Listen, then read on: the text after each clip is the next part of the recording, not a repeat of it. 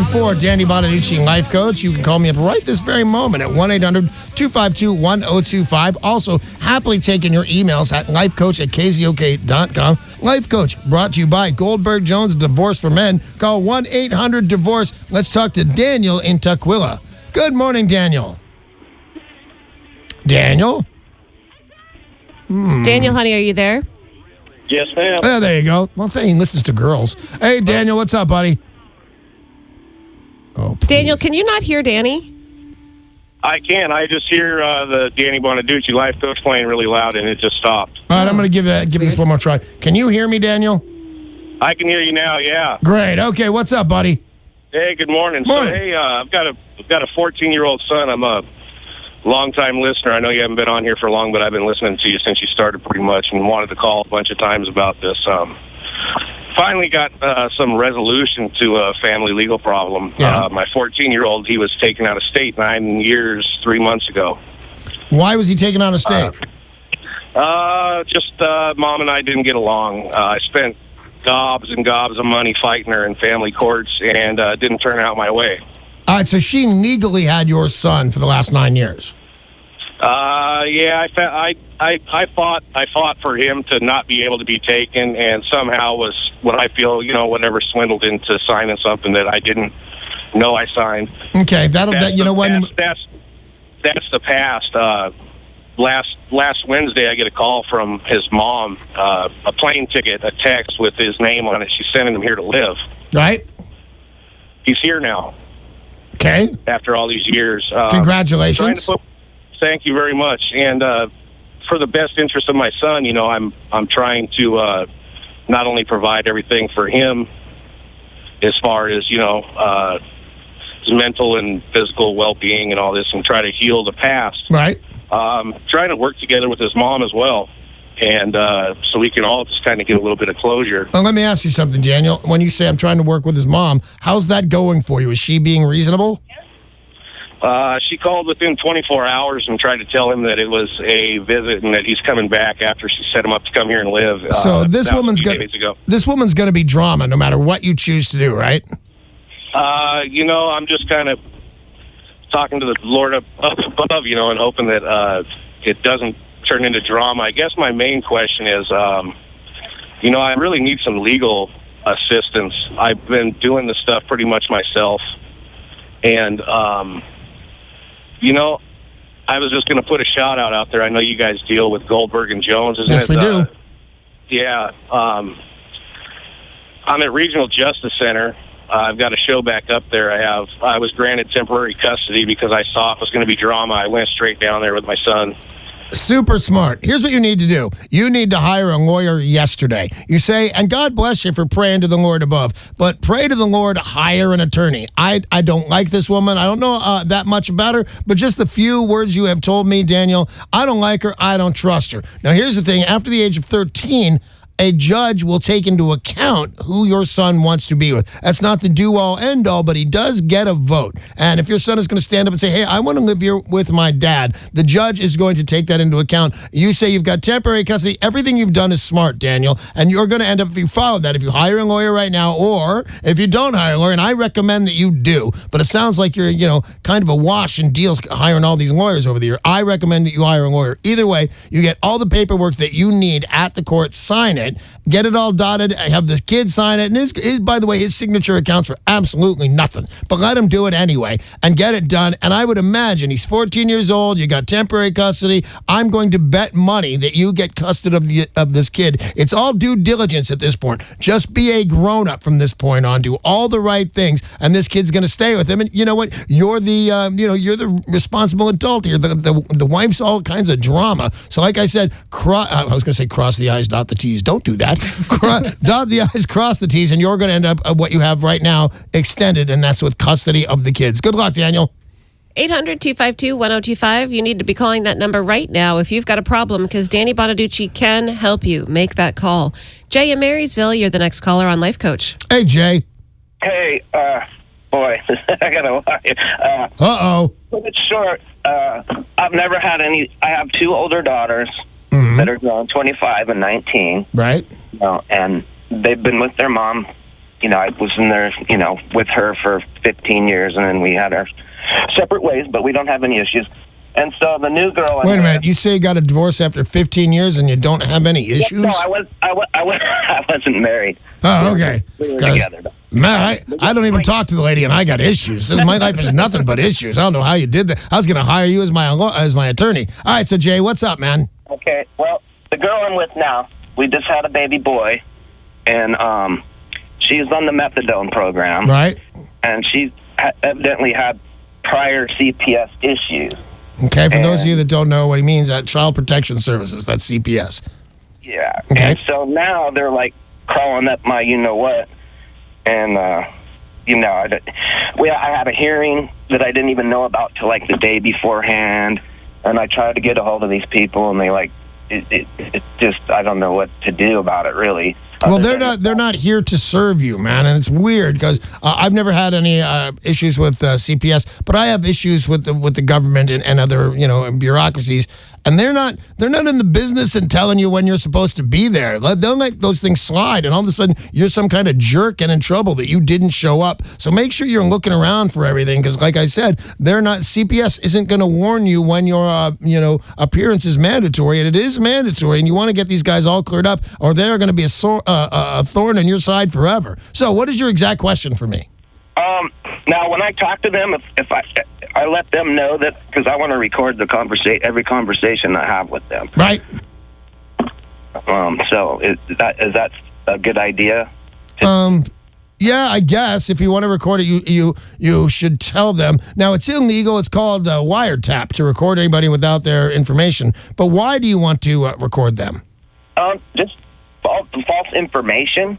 I went to the hearing. They even expected me not to show up because they didn't even try. I didn't even know nothing about it. Right. I found out through a third party about the hearing. Now, do you think the CPS is trying to do something? They want to take your kid, or they want to do you harm in some way?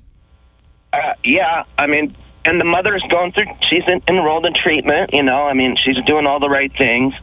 And they just, at the hearing, they painted me out to be some, mental case because I had PTSD, a few years back. So my mom passed away and my grandpa, all these close people to me with in a year and a half. Right. So I was obviously had depression. And yeah, no, I understand completely. So, so the only real specific question you've asked me is, should I acknowledge that I'm tape recording them? I can't imagine that was your whole question. What is your question for me? Yeah.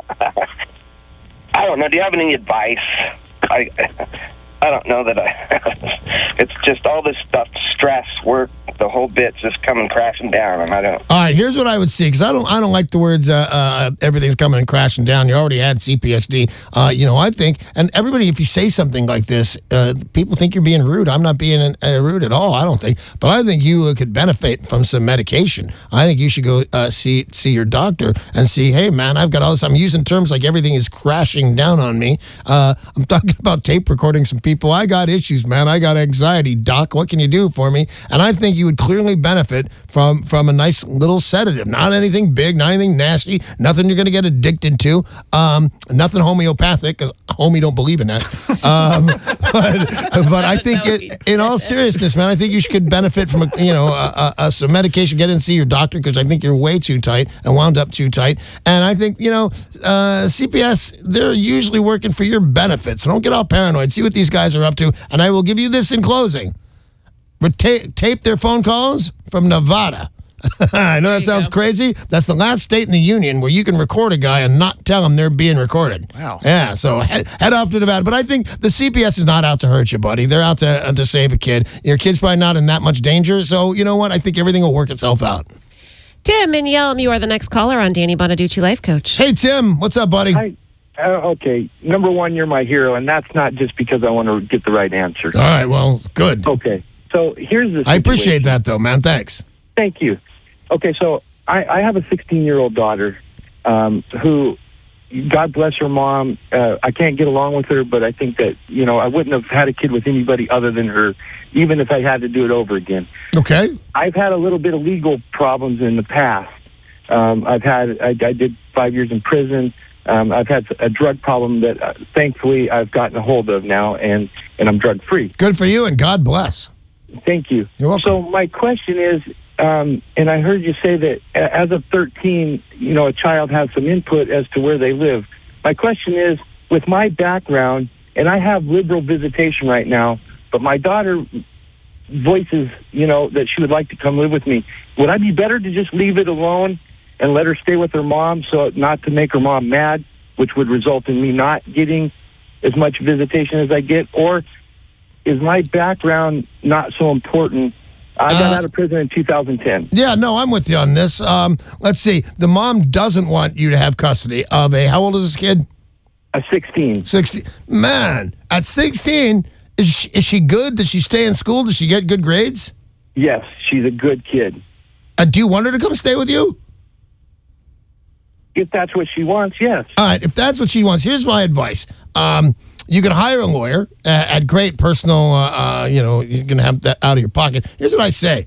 She's 16 with good grades. Let her move in. So when she gets there for her stay, and by the way, I'm saying this is like taking the back door on this. Your ex-wife's not going to be that happy about this. Have her stay. Have her go, hey, Mom, I'm here with my dad, and I like it here. Can I stay? And she might say yes. If she says no, now nobody's going to say anything this brash, but here's what it's going to sound like in your head. Come get me.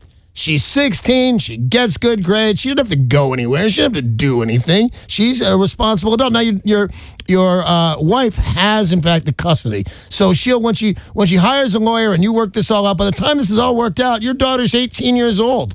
Try and be polite to your ex-wife. The thing I get from that is that, every time we try and do something like this, we fight. The kid at 16 only gets a vote. But at 16, they get a great vote. And do you have a job, Tim?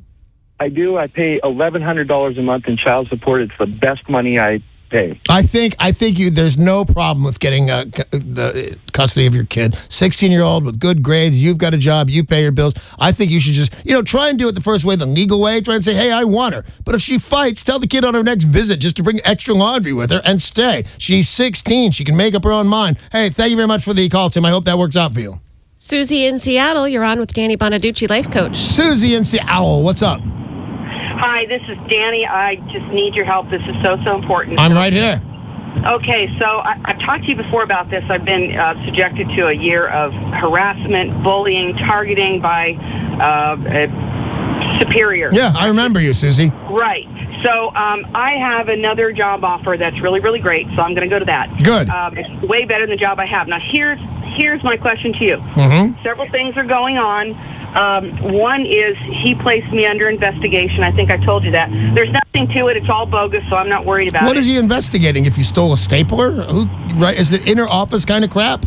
You know what it is? It's vague allegations, and then they go on a fishing expedition. Yeah, okay. You don't care about this. And then they go and they say, "Oh, she might have done this, or she might." That's what it is. I will tell you this, Susie. If the word "might" is contained in the allegation, they might as replace it with "not."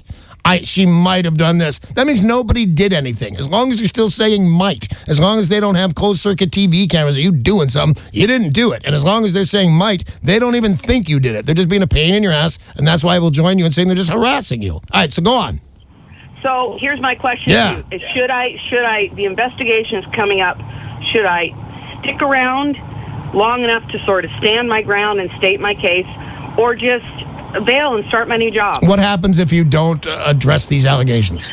I don't think really anything. Right, I knew it is anything. It's nothing. This is nothing.